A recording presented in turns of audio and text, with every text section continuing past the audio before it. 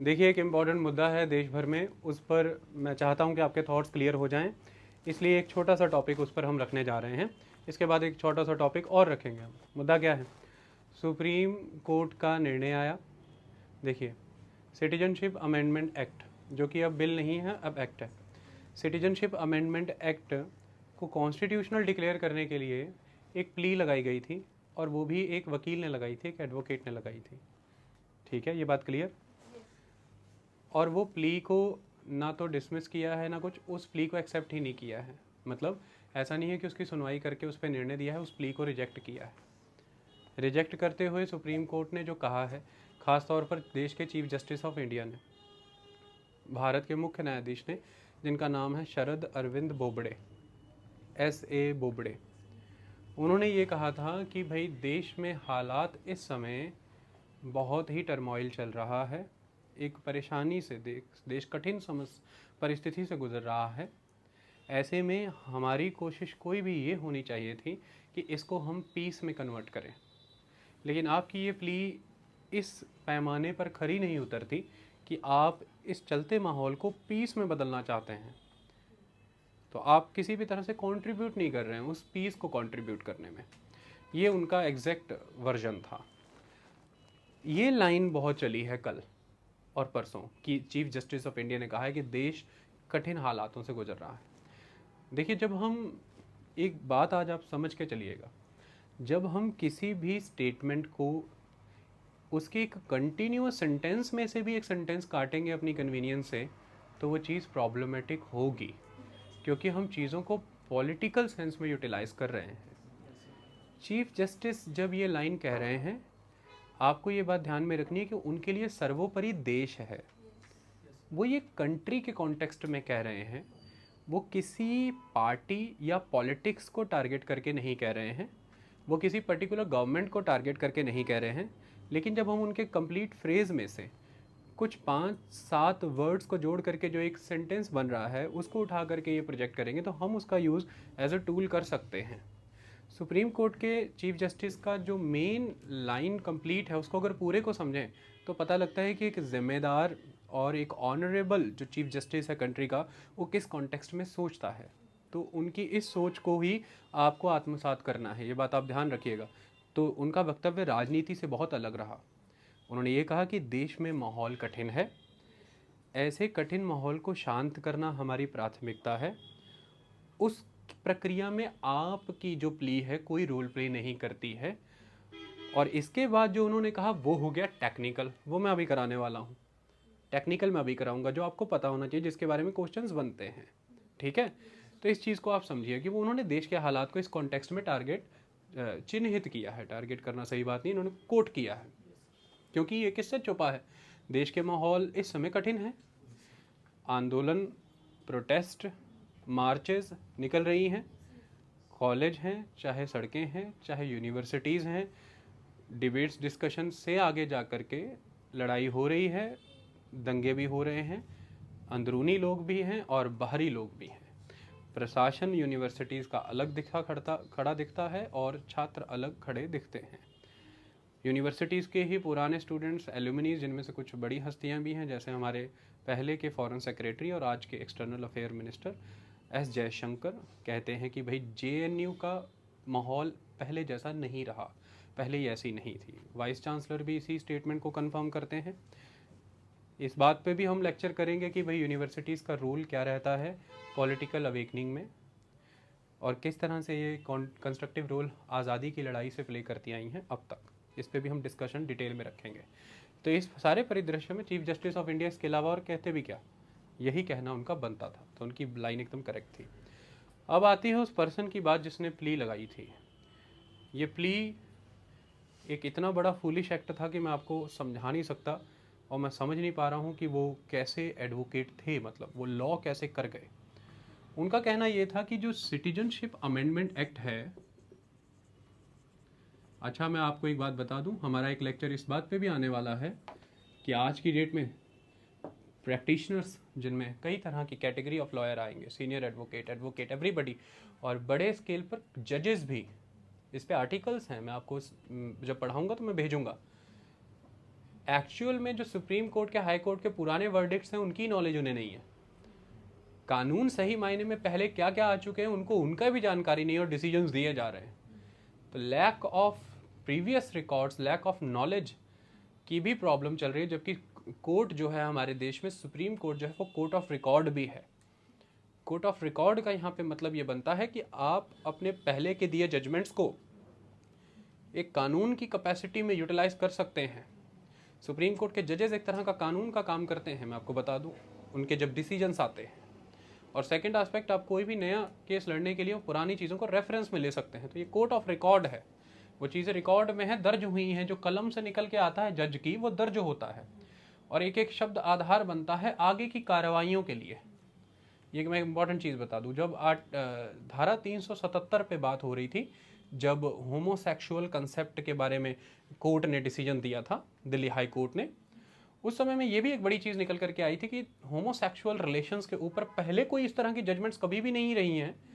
तो ऐसे में दिल्ली हाई कोर्ट का निर्णय पूरे भारत भर में लागू होगा या सिर्फ एक स्टेट में ही लागू होगा या यूनियन टेरिटरी में, इसको लेकर के बहुत ज़्यादा स्पष्टता नहीं है, क्योंकि पहले पास्ट रिकॉर्ड्स क्लियर नहीं है कि इस तरह की जजमेंट को लेकर के कैसे चैलेंजेस किए जा सकते हैं या कैसे नहीं। तो पास्ट जजमेंट्स ऑलवेज बड़ी इंपॉर्टेंट रही हैं कोर्ट में, हमारी कंट्री में। तो कोर्ट ऑफ रिकॉर्ड है। ऐसे में वो नॉलेज लैक करना एक बड़ी बात है, उस पर हम बात करेंगे।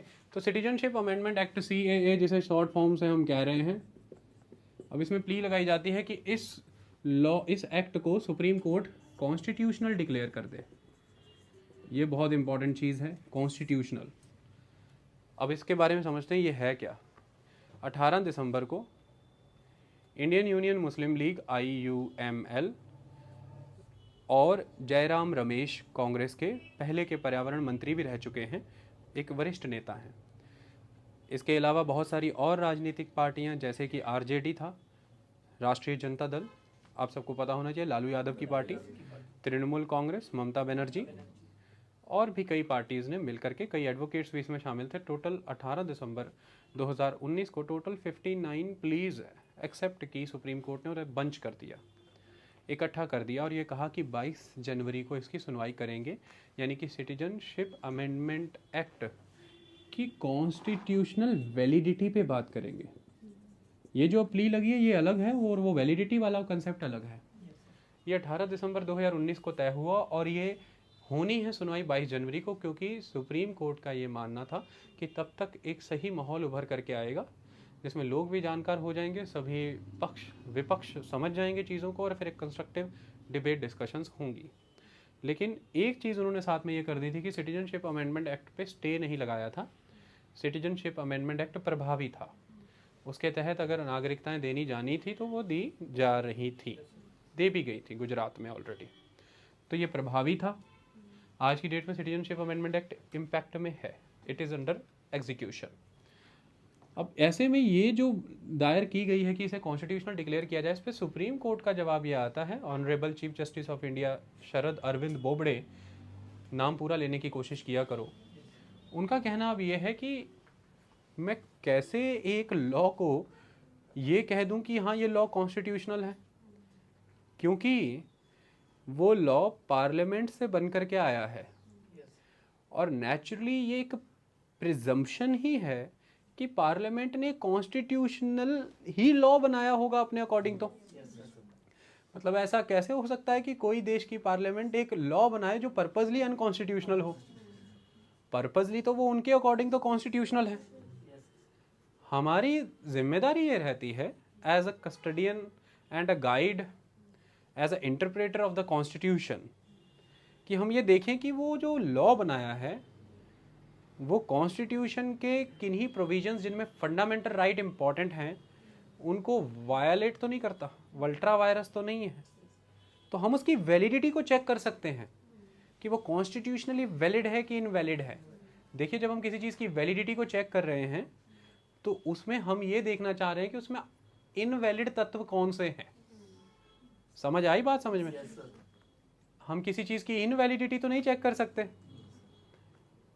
अगर हम इनवैलिडिटी चेक कर रहे हैं तो हम ये देख रहे हैं कि सिर्फ इसमें वैलिड तत्व क्या है, तो हम तो बहुत नेगेटिव कंसेप्ट लेके चल रहे हैं पार्लियामेंट का।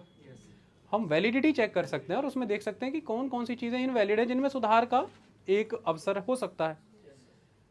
लेकिन आप ये कह रहे थे अपनी प्ली में कि इसे कॉन्स्टिट्यूशनल, इसे संवैधानिक डिक्लेयर कर दो, क्योंकि वो चालाक ज़्यादा बन रहे थे कि फिर सारी प्लीज उधर से कैंसिल हो जाएंगी जो ये कह रहे हैं कि इसकी वैलिडिटी चेक करो।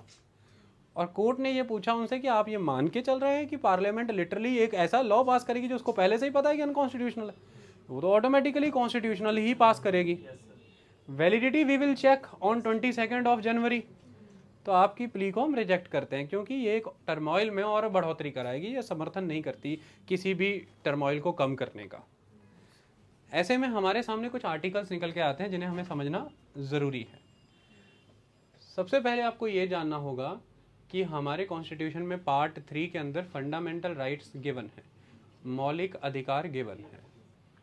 ये बहुत इंपॉर्टेंट है, इनके बारे में आज ये तो अभी लेक्चर ले रहा हूँ, एक लेक्चर आज माइनॉरिटी पे पुटअप करूँगा, वो अपने आप में एक हिस्टोरिकल लेक्चर होगा, ऐतिहासिक होगा हर सेंस में, उसमें बहुत कुछ क्लियर होगा। जब हम आर्टिकल 13 को पढ़ते हैं तो वो ये कहता है, article 13 declares that all the laws that are inconsistent with or in derogation, या तो जो इनकंसिस्टेंट है या वो डेरोगेटरी हैं, और in derogation of any of the fundamental rights shall be void. Article 13 ये कहता है कि अगर कोई भी कानून, कोई भी लॉ या तो इनकंसिस्टेंट है या फिर वो डेरोगेट कर रहा है, कि यानी कि कम कर रहा है अधिकार, मौलिक अधिकारों में जो दिए गए हैं, या फिर इनकंसिस्टेंसी रखता है उनके साथ कि अगर ये लॉ चलेगा तो फिर फंडामेंटल राइट नहीं चल पाएगा। एक तो इनकंसिस्टेंसी है, और या वो सीधे सीधे ही फंडामेंटल राइट को डेरोगेट नीचे कर रहा है, या तो दोनों साथ नहीं चल सकते, या एक हावी हो गया उसको नीचे कर दिया। ऐसा कभी भी माहौल बनता है तो फिर उस फंडामेंटल राइट को ऐसा करने वाले कानून को आप वॉइड कर सकते हैं, मतलब नल कर देंगे ना, वॉइड कर देंगे। ये आर्टिकल 13 कहता है। आई बात समझ में? और फंडामेंटल राइट्स जो हमें मिले हैं पार्ट 3 के अंदर, वो हमें स्टेट के अगेंस्ट मिले। स्टेट, यहाँ पर स्टेट वर्ड को समझना जरूरी है। देखिए एक बात आप हमेशा याद रखिएगा, एक राष्ट्र है, एक राज्य है, ठीक है। राज्य, यहाँ पर ये राज्य जो हम जिन स्टेट्स की बात करते हैं ये स्टेट्स नहीं है। राज्य यहाँ पर राज है, यानी कि शासन है। आई बात समझ में? लोकतंत्र की अगर हम बात करें तो लोकतंत्र में भी एक शासन तो है, तभी तो एक प्रशासन है ना, एक रूल तो है, चाहे वो मेजॉरिटी पार्टी का ही सही, लेकिन रूल है। तभी तो फिर हम सब सारे जो हैं उस शासन से उम्मीदें करते हैं कि वो हमें सर्व करेगा। हाँ ये बात ठीक है कि उस शासन पे हमारा अंकुश है। राजतंत्र और लोकतंत्र में यही अंतर है कि जो रूल है उस रूल पे कंट्रोल उस राजा के विवेक का नहीं है, उसके मॉरल ग्राउंड्स का नहीं है, उस शासन पर, उस राजा पर जो कंट्रोल है वो जनता का है। कैसे? हम चुनाव की प्रक्रिया के तहत चलते हैं, 5 साल बाद टेस्ट करते हैं कि सरकार रहनी देनी चाहिए, और दूसरी बात जनता का ही है हमेशा भी। क्यों? क्योंकि जनता की ही वॉइस को रिप्रेजेंट करते हुए संविधान बना, और सरकारें और नीतियां संविधान के दायरे में चलती और बनती हैं। यानी कि कोई पर्सन अगर किसी पोजीशन पे है तो उसके स्वयं के विवेक से, अपनी डिस्क्रिशन से वो एक्ट नहीं कर सकता, उसकी कन्विक्शन कुछ भी हो सकती है। ये अच्छी बात है कि वो एक विजनरी पर्सन है। तो यहाँ पर एक बात इंपॉर्टेंट है कि जब भी आप लोकतंत्र की बात करते हैं तो बात विजनरी लोगों की करते हैं, तो वो विजनरी पर्सन है, ये अच्छी बात है। लेकिन उस विजन के तहत उसे जिस दायरे में काम करना है वो दायरा उसे संविधान देता है। तो संविधान एक मार्ग प्रशस्त करता है कि किस दायरे में रह करके अपने विजन को रियलाइज करेंगे आप।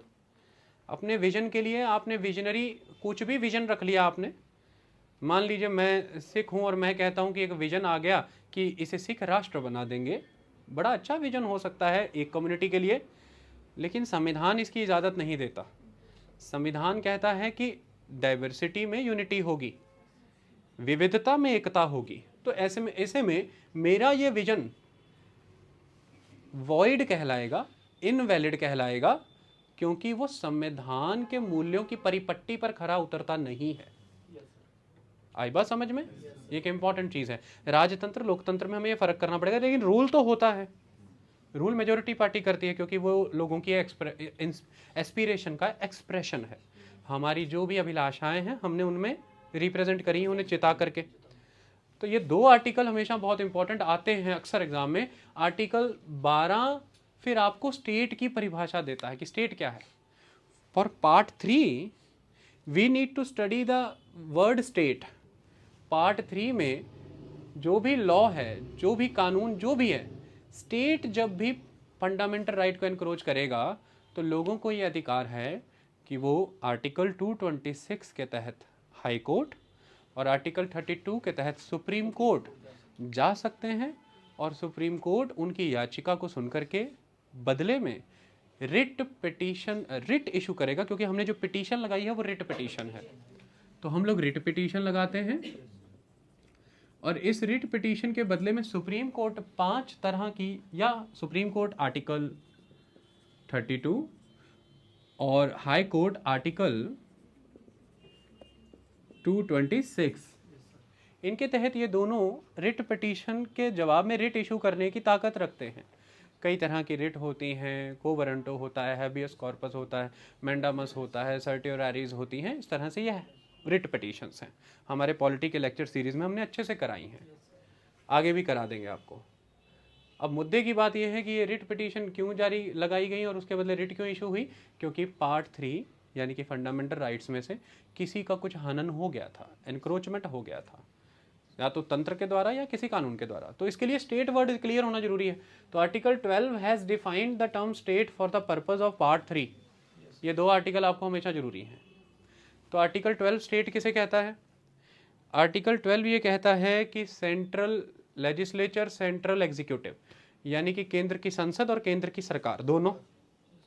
स्टेट लेजिस्लेचर, स्टेट एग्जीक्यूटिव, यानी कि राज्यों की विधानसभाएं और राज्यों की सरकारें।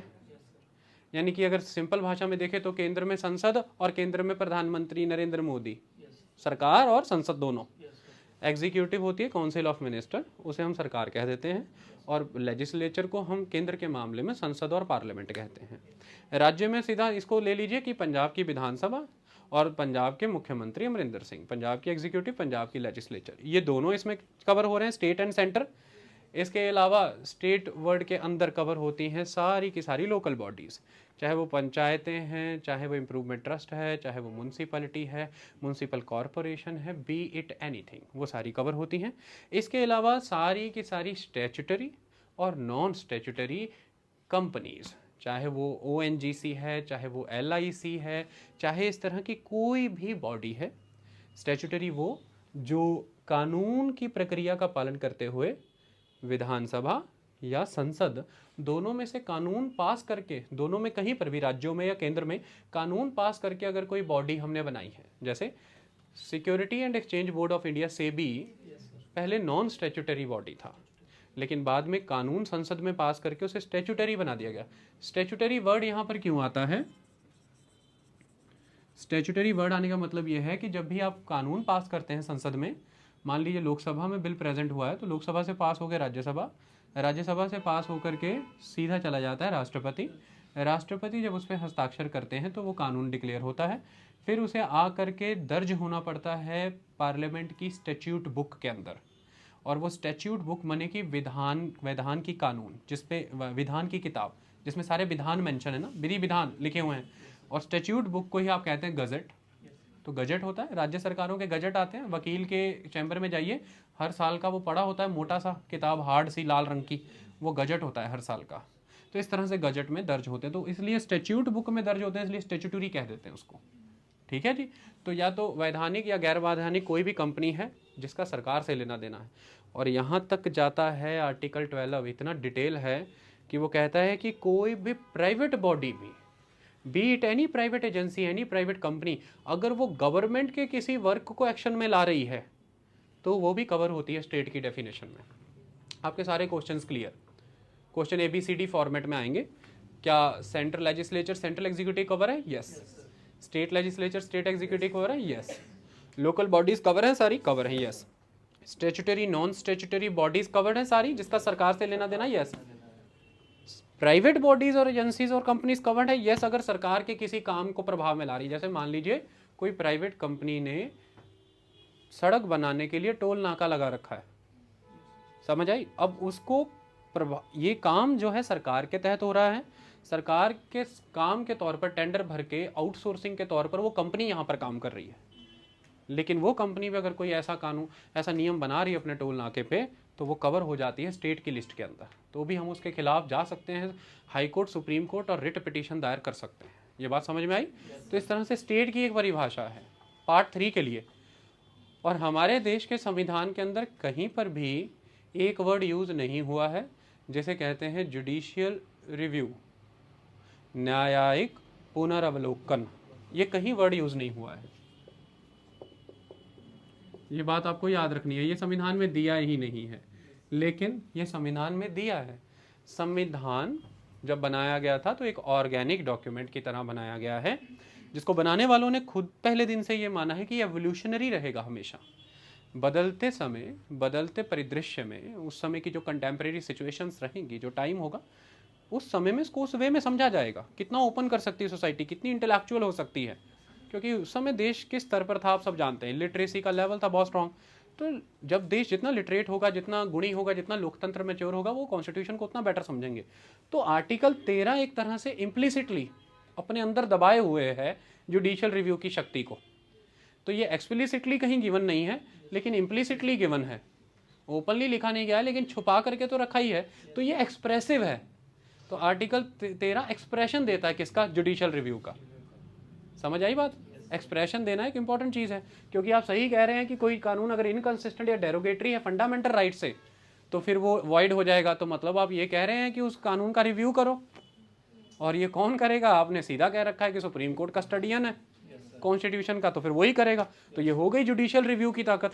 तो आर्टिकल 13 जुडिशियल रिव्यू की ताकत देता है। ये भी क्वेश्चन आपके हो गए कि ये कहीं गिवन नहीं है, ये इम्प्लिसिट है, लेकिन एक्सप्रेशन क्लियर बनता है कि जुडिशियल रिव्यू हो सकता है। आई बात समझ में? अब इसको कंसेप्ट यहाँ पर क्या है?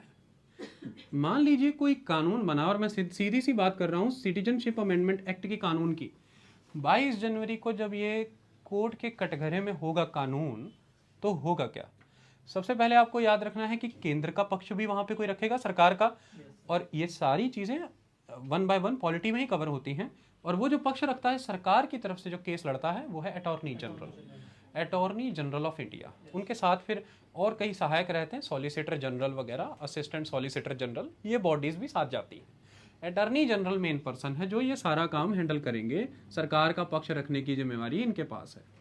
और उधर से वो लोग केस लड़ेंगे जो लोग केस लड़ रहे हैं। सरकार यहाँ पे डिफेंस में हो जाएगी, और वो लोग एपेलेंट हो जाएंगे जिन्होंने अपील कर दी है। आई बात समझ में? अब यहाँ पर एक इंपॉर्टेंट चीज़ ये आ जाती है कि जब ये उस दिन कटघरे में होगा, चेक क्या करेगा सुप्रीम कोर्ट? मतलब हम किसी चीज़ को चेक कर रहे हैं, आप सुनार की दुकान पे जाते हैं, ज्वेलर की शॉप पे, सोना चेक करने के वो क्या तरीके लगाता है? पहले रगड़ के देखता है, अगर तब भी उसे क्लियर नहीं हो रहा तो फिर वो आंच में डाल के देखता है। 2 मिनट गैस सिलेंडर से वो मारता है तो देख लेता है रंग बदल गया, पता लगा लेता है, कहता है नकली है या फिर असली है। अगर जौहरी के पास जा रहे हो, जिसने हीरा चेक करना है, तो वो हीरे को उस लेंस में डाल करके देखता है, उसे लग जाता है सही। तो इसको कैसे टेस्ट करेंगे? तो टेस्ट करने के लिए हमारे पास एक इंस्ट्रूमेंट है basic feature of the constitution. ये basic feature of the constitution एक बहुत इंपॉर्टेंट चीज़ है। आपने तो किया है, मैं आपसे रिक्वेस्ट करता हूँ, हम लिंक भी डाल देंगे। हमारी गोलकनाथ और Kesavananda Bharati case detailed lecture हमारा अवेलेबल है यूट्यूब पे, प्लेलिस्ट में पड़ा हुआ है, IAS PCS current issues of national international importance में, उसमें जाके पढ़िए, अपने आप में अद्भुत लेक्चर है वो। तो basic structure of the constitution की थ्योरी भी कहीं नहीं गिवन है, ये भी कहीं कॉन्स्टिट्यूशन में गिवन नहीं है। संविधान का मूल ढांचा, ऐसा कहीं कोई शब्द नहीं है, ये भी कोर्ट नहीं बनाया। कई सक्सेसिव जजमेंट्स आकर के बेसिक स्ट्रक्चर ऑफ कॉन्स्टिट्यूशन की एक थ्योरी बनी। फिर ऐसी कोई पर्टिकुलर लिस्ट गिवन नहीं है कि इसके अंदर कौन कौन से फीचर आते हैं। ये भी एक तरह का ऑर्गेनिक कंसेप्ट है कि इसको खुला रखा गया, ओपन एंडेड, कि समय के साथ साथ जो जो फीचर इसमें डालने हुए इसमें डालते चले जाएंगे। Basic feature of the constitution में वो चीज़ें आती हैं जो एक तो संविधान की मूल भावना को ख़त्म ना करते, क्योंकि बेसिक फीचर गया तो बेसिक स्ट्रक्चर जाएगा। तो बेसिक फीचर बनाए रखना, बेसिक स्ट्रक्चर भी बना रहेगा। संविधान की मूल भावना, सेंटर स्टेट के बीच के रिलेशंस, नागरिकता, ये सारी चीज़ें इसके अंदर डाली हैं जो संविधान का रूप इतना ना बदल दे कि हमारी कंट्री का कैरेक्टर, नेचर दोनों बदल जाए। कोई भी कानून ऐसा नहीं हो सकता जो संविधान में ऐसा परिवर्तन कर दे जिससे कंट्री का कैरेक्टर और नेचर ही बदल जाए। इस बात को समझिए आप, ठीक है जी। तो इसलिए basic feature of the constitution की थ्योरी के तहत उस कंसेप्ट को मद्देनजर रखते हुए सिटीजनशिप अमेंडमेंट एक्ट को जांचा जाएगा 22 जनवरी को, और जांचा जाएगा कि ये कॉन्स्टिट्यूशनली वैलिड है कि नहीं है। जिन्होंने याचिका दायर की है वो ये कह रहे हैं कि भैया आर्टिकल 14 को वायलेट करता है। आर्टिकल 14 है equality before law, equality before law. तो इक्वलिटी बिफोर लॉ का आर्टिकल आता है अंडर पार्ट 3, क्योंकि पार्ट 3 में है फंडामेंटल राइट। तो ये फंडामेंटल राइट है कि कानून की नज़र में सब बराबर हैं। इसके कई मीनिंग हैं, अभी के लिए हम लेक्चर के कॉन्टेक्स्ट में चलते हैं। अब ये वायलेशन हुआ क्यों हुआ, उनका कहना यह है कि सिटीजनशिप अमेंडमेंट एक्ट के तहत धर्म के आधार पर हिंदू, सिख, जैन, बुद्ध, पारसी, ईसाई, Zoroastrian, Christians, Buddhist, Jainist, Sikh and Hindus, इनको नागरिकता दी जाने की बात की जा रही है, मुसलमानों को नहीं दी जा रही। तो ये नागरिकता धर्म के आधार पर दी जाने की बात की जा रही है, जबकि धर्म के आधार पर भेदभाव ना करने की बात करता है आर्टिकल 14। इस बेसिस पे वो प्ली वहाँ लगाई गई है। और अगर फंडामेंटल राइट वायलेट होता है तो वो तो फिर आर्टिकल 13 कह ही रहा है कि वॉइड कर देना फिर उस कानून को। समझ आई? और वॉइड क्यों हो रहा है? क्योंकि स्टेट जो है, चाहे वो लेजिस्लेचर है जो भी, उसने ऐसा कुछ बना दिया है। तो आर्टिकल 12-13 की शक्तियों का उपयोग करते हुए सुप्रीम कोर्ट अपनी शक्तियों का निर्वहन करेगा और फिर वो इसे वॉइड डिक्लेयर कर देगा, फिर ये कानून निरस्त हो जाएगा, ख़त्म हो जाएगा। ऐसे पहले होते रहे, जुडिशियल अपॉइंटमेंट बिल भी होता, national judicial appointment commission bill भी हुआ था पहले, वो भी सरकार ने, संसद ने पास करके भेजा था, लेकिन बाद में सुप्रीम कोर्ट ने इसे वॉइड डिक्लेयर कर दिया है। ठीक है जी, ऐसा होता रहता है। अब मुद्दे की बात ये आ जाती है कि ये निरस्त क्यों नहीं होगा, 22 जनवरी को कोर्ट में होगा क्या। हमने ये तो देख लिया कि कोर्ट ने इस कानून को कॉन्स्टिट्यूशनल डिक्लेयर करने से मना कर दिया, क्योंकि अभी तक तो वो कानून कॉन्स्टिट्यूशनल या पार्लियामेंट कॉन्स्टिट्यूशनली चीज़ बनाएगी, तो ये प्ली तो रिजेक्टेड है। लेकिन अब इसकी वैलिडिटी जब चेक होगी तो सरकार ने इतनी मेहनत करके मान लो बिल बनाया, देशव्यापी एक क्रिटिसिज्म भी है, खिलाफत भी है, वो किस बात पे अश्योर्ड है कि ये बिल सर्वाइव कर जाएगा स्क्रूटिनी को। इसी का हम कहते हैं जुडिशियल स्क्रूटिनी, वो सब सर्वाइव कर जाएगा। वो सारी कहानी को समझो आप लोग, कहानी नहीं समझ पा रहे हम, तभी सारी प्रॉब्लम हो रही है। कहानी ये है कि सरकार ने बिल बहुत टेक्निकल सेंस में डिस्कस और किया और बनाया। कैसे? सरकार कह रही है कि सिटीजनशिप अमेंडमेंट एक्ट के तहत किसी की नागरिकता लेने का कोई प्रावधान तो है ही नहीं, देने का प्रावधान है। मतलब इसके तहत हम इन 6 लोगों को, 6 वर्गों को नागरिकता देंगे। पहली बात, उनका कहना ये स्टेटमेंट। और बिल को अगर डिटेल में पढ़ो तो बिल कहता भी यही है कि वो नागरिकता देने वाला, उसमें एक सिंगल वर्ड या क्लॉज नहीं है कि इसके तहत किसी की नागरिकता ली जाएगी। और जब सुप्रीम कोर्ट ये चेक करता है तो एक बात याद रखना, कोर्ट डिसीजन प्रेजुडिसेस के दम पे नहीं दे सकता, पूर्वाग्रह कि उसको पता है कि तुम ऐसा करोगे कल को, वो ऐसे डिसीजन नहीं देता। वो वैलिडिटी चेक हो रही है ना भैया, तो वैलिडिटी चेक हो रही है। जैसे सुनार जब चेक कर रहा है तो वैलिडिटी इस कॉन्टेक्स्ट में कर रहा है धातु कि सोने के अनुपात में तांबा कितना है। समझ रहे हो बात को, कि गोल्ड के कंपैरेटिवली भी कॉपर कितना डाल दिया तुमने, वो हम चेक कर रहे हैं। अब ऐसे में यही देखना है कि संविधान के दिए प्रावधानों के मुकाबले तुमने कितनी डिस्टॉर्शन कर दी है। समझो बात को, कॉन्स्टिट्यूशनल वैलिडिटी ऐसे चेक होती है। संविधान के प्रावधान यहाँ पे सोना है और तुमने कितनी इसमें डिस्टॉर्शन कर दी है, वो तांबा है। अब यहाँ पर अगर देखें तो संविधान के प्रावधानों के मुताबिक सरकार ये मान रही है खरा सोना बनाया है हमने, ये एक्ट तो चैलेंज ही नहीं हो सकता। क्यों?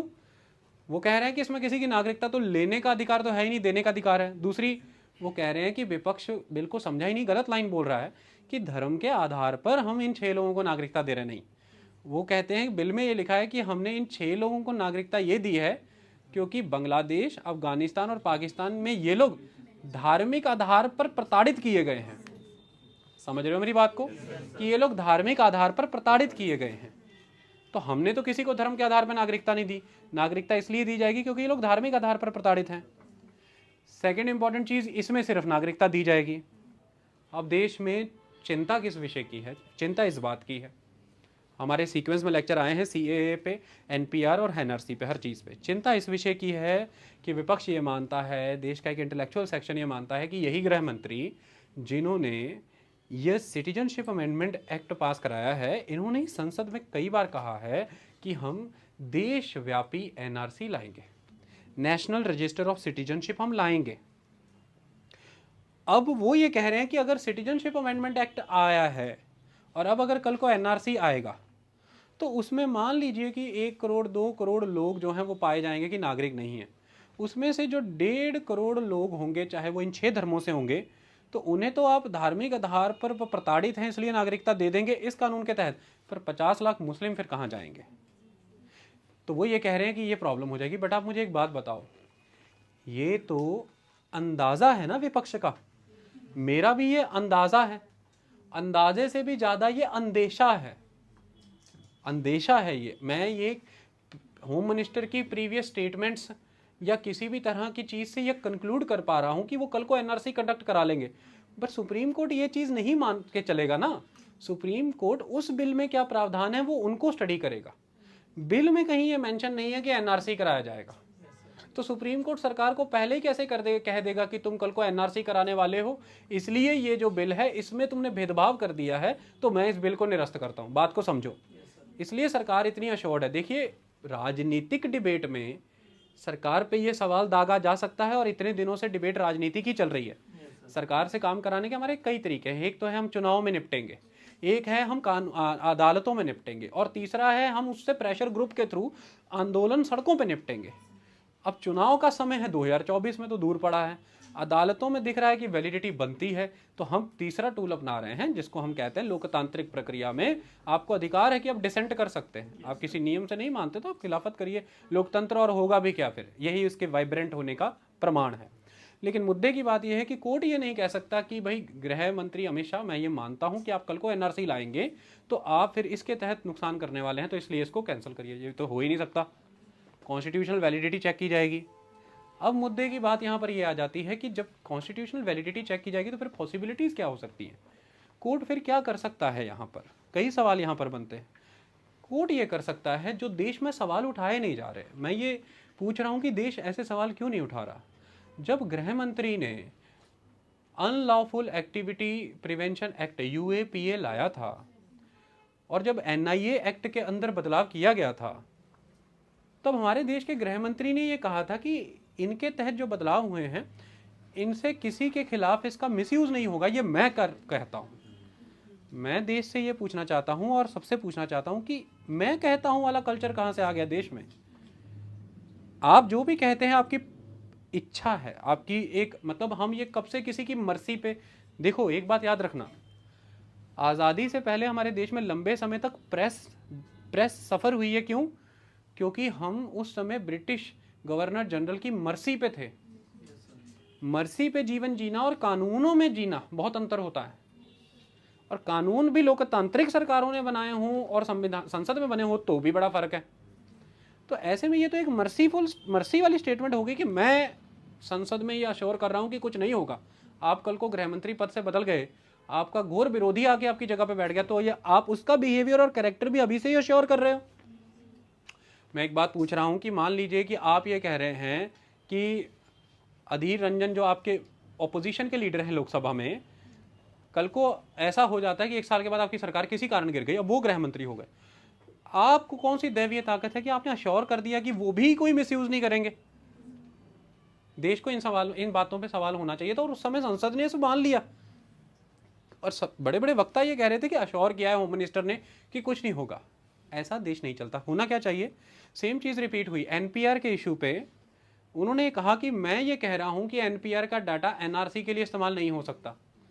मैं आप लोगों को ये कहना चाहता हूँ और मुझे लगता है सुप्रीम कोर्ट ऐसे आदेश देगा कि आप एक सॉवरेन गारंटी पास करें। मतलब अब NPR का कानून जब है तो NPR लाने जा रहे हैं आप, उसी में आप अमेंडमेंट करके एक क्लॉज डालें कि इन एनी सिचुएशन NPR का डाटा NRC में यूज़ नहीं हो सकता। फिर इस पे बहस ही खत्म हो जाएगी, क्योंकि जब आप वो क्लॉज ही इंसर्ट कर देंगे कानूनी प्रक्रिया तो ये तो सॉवरेन गारंटी हो गई ना। अब देश को एक आश्वासन मिला ना। अब फिर वही बात की शुरुआत से शुरू करता हूं जहां से शुरू हुआ था कि एक है मेरा विवेक, एक है मेरी कन्विक्शन, मेरी विजन, लेकिन मैं अपनी विजन, कन्विक्शन, अपनी डिस्क्रिप्शन पे चलूंगा, लेकिन किस पथ पे चलूंगा? जो संविधान दिखलाता है। अपनी इच्छा से नहीं चल सकता। तो अगर संविधान है तो संविधान नियम है। तो अगर आप चाहते हैं कि एनपीआर का डाटा एनआरसी में यूज ना हो तो आप उसमें इंडक्ट कर दीजिए। कितना टाइम लगेगा? एक लाइन डालिए कि एनपीआर का डाटा एनआरसी में यूज नहीं हो। ये हुई सॉवरेन गारंटी, क्योंकि इसको फिर चैलेंज किया जा सकेगा। अब कल को आप लोग कोर्ट ऑफ लॉ में क्या चैलेंज करेंगे कि होम मिनिस्टर ने फलाना फलाना तारीख को संसद में इतने बज के इतने मिनट पे ये बोला था कि मैं इसका मिसयूज नहीं होने दूंगा, मिसयूज हो गया। तो उस समय गृह मंत्री कानून की प्रक्रिया दिखा देंगे कि बिल में ये एक्ट में ये लिखा था, हम तो एक्ट के अकॉर्डिंग चल रहे हैं। उनसे कहा जाएगा आपने कहा था, वो कह देंगे कि ठीक है उस समय के हालात के मुताबिक कह दिया था। जैसे आज शिवसेना कह रही है कि हमसे वादा किया था कि आधे समय का मुख्यमंत्री आपका होगा, बीजेपी कह रही है कि हमने ऐसा कभी वादा नहीं किया था। ये ऐसे देश भी चलाना चाहते हो आप? दो पार्टियों में ये कलह थी तो स्वीकार हुआ, क्या देश में भी ये ऐसे चलना चाहिए? क्या देश ऐसे नहीं चल सकता। देश में तो हमें गारंटी से काम चलता है। एक छोटी सी पॉलिसी लेने समय आप गारंटी लेते हो कि गारंटी देते हो कि सम अश्योर्ड मिलेगा। अगर वो पॉलिसी वाला आपको उस समय कहे मेरी जबान पे ले लो, मैं कह रहा हूँ 21 साल पैसा डबलाओ, 21 साल बाद दुगना मिलेगा, मैं कह रहा हूँ, लेकिन 3 साल बाद पैसा सारा डूब गया, तो किसकी जबान पैसा देगी? समझो बात को। अब तो सुप्रीम कोर्ट यहाँ पे ये कर सकता है। जो मुझे लगता है सबसे पहले सुप्रीम कोर्ट, जो सबसे बड़ा फ्लॉ मुझे बिल में दिखता है, वो फ्लॉ को कवर कर सकता है कि सुप्रीम कोर्ट केंद्र सरकार को ये कह सकता है कि समयबद्ध सीमा के अंदर अगली सुनवाई तक आप एक हलफनामा दर्ज करके वो क्राइटेरिया बताइए जिस क्राइटेरिया के बेसिस पे आप ये ऑब्जर्व कर पाएंगे, ये कंक्लूड कर पाएंगे कि कौन धर्म के आधार पर प्रताड़ित है और कौन धर्म के आधार पर प्रताड़ित नहीं है।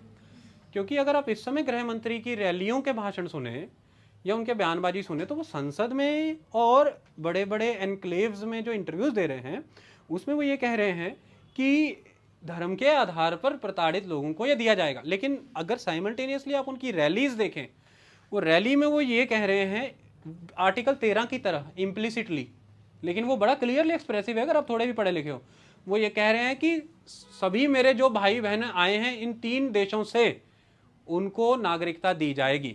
और जब पत्रकार ने उनसे ये पूछा गया, एबीपी न्यूज़ कन्क्लेव में पत्रकार सुमित अवस्थी ने उनसे पूछा, तो उन्होंने यही कहा कि भाई जो वहाँ से आएगा वो ऑब्वियसली प्रताड़ित ही हो क्या है। मतलब वो ये आंसर ही नहीं कर पा रहे हैं कि वो इकोनॉमिक बेनिफिट के लिए यहाँ आया या प्रताड़ित हो क्या आया। अब वो कह रहे हैं एक तरह से ब्लैंकेट कवर है। आप इस बात को समझिए, सीएए के अंदर एक ब्लैंकेट कवर दे दिया गया है।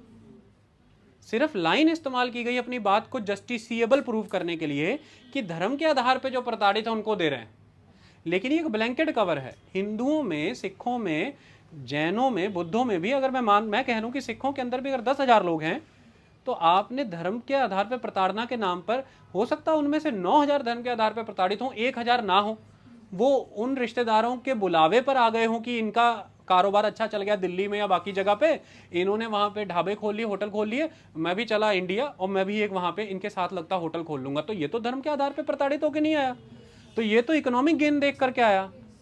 तो ये मेरी तरफ से सबको दे दो भैया, मैं नहीं कहता कि नागरिकता नहीं दो, बात को समझो आप।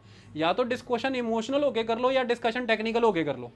जब टेक्निकल लेवल पे बात करते हैं तो मेरा सवाल यही है कि ये ब्लैंकेट कवर नहीं है तो क्या है? और अगर ये ब्लैंकेट कवर है तो फिर आपने प्रावधान में ये वर्ड क्यों रखा कि धर्म के आधार, रिलीजियस परसिक्यूशन? क्योंकि आप कॉन्स्टिट्यूशनल वैलिडिटी पे खरा उतारना चाहते थे उसे, लेकिन अब आप प्रेस कॉन्फ्रेंसों में जो बयान दे रहे हैं उससे तो पता लग रहा है it is a blanket cover. इस पे पहले तो तय होना चाहिए, क्योंकि देश की डेमोग्राफी का हम सब हिस्सा हैं। एक एक रुपए पे, रिसोर्सेज पे हमारा अधिकार है। हमारा पैसा किन पे खर्च होगा हमें पता तो होना चाहिए भैया। क्योंकि ये इमोशनल बात अच्छी लगती है कि भाई 50 साल बाद वो वहाँ चले गए थे, उन्हें दोबारा बसाना हमें ये जिम्मेवारी थी, हमारा एक इंटरनेशनल रोल है, मॉरल। लेकिन 50 साल से देश को अपने कर दे करके, अपना टैक्स, अपना योगदान और पुरुषार्थ देके हमने सींचा है। 50 साल में हमने देश बनाया भी तो है भैया। वो अगर यहाँ आ रहे हैं, अगर ये देश कंगाल बर्बाद होता तो थोड़ी ना आते यहाँ पे। वो अगर आ रहे हैं तो देश सींच के बनाया भी तो है भाई। तो हमारा अधिकार नहीं बनता ये जानने का कि इस जो एक केक आप लेके आते हो तो कितने टुकड़े किसको जाएंगे, आप हिसाब रखते हो। ये पूरा देश अगर हमने बनाया तो कितना शेयर आप किसको देने वाले हो जानना है। तो सुप्रीम कोर्ट ये गाइडलाइन दे सकता है कि क्या ये एक ब्लैंकेट कवर है या रिलीजियस परसिक्यूशन। तो कोर्ट में सरकार कहेगी रिलीजियस परसिक्यूशन, तो सुप्रीम कोर्ट क्राइटेरिया मांगेगा कि कैसे प्रमाणित होता है कि वो रिलीजियसली परसिक्यूटेड है, नहीं तो फिर सरकार को हलफनामा दर्ज करना पड़ेगा। ये पहली बात। सेकंड, सुप्रीम कोर्ट दूसरा हलफनामा